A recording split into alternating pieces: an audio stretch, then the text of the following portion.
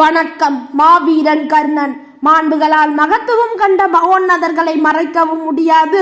வரலாற்றில் அவர்களுக்கான இடத்தை யாராலும் அழிக்கவும் முடியாது.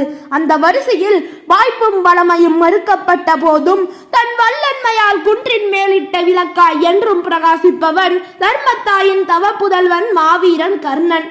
ஈன்றெடுத்த அன்னை அருகில் இல்லை, தேரோட்டி மகனாய் வளமை இல்லை, திறமையை வளர்த்தெடுக்க பின்புலம் இல்லை, எப்போதும் எங்கேயும் அவன் திறமைக்கு அங்கீகாரம் என்பதே இல்லை. இப்படிப்பட்ட பல இல்லைகளால் துன்பமும் அவமானமுமே அவன் வாழ்க்கை நெடுக உடன் பயணித்த சக பயணிகளாயிருக்க, தன்னை நாடி வந்தவர்களுக்கோ இல்லை எனாது கொடுத்தே சிறந்தவன், கொள்கையில் உயர்ந்தவன். அதனால்தான் அருளை வாரி வழங்கும் கடவுளர்களும் கரம் தாழ்த்தி சிரம் குனிந்து அவனிடம் யாசித்து நின்றனர். இஃது எவர்க்கும் வாய்க்காத உயர்வன்றோ?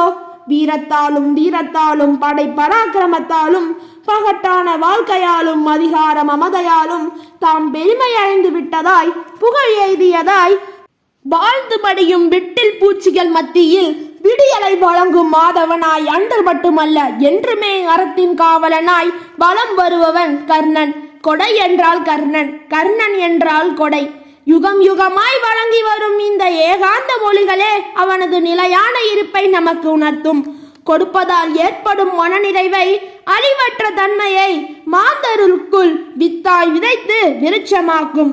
செஞ்சோற்று கடன் தீர்க்க செங்குருதி ஊற்றிய தயாளன் கர்ணனின் உள்ளம் கொள்வோம். கடைசி வரை அறம் செய்வோம். நன்றி.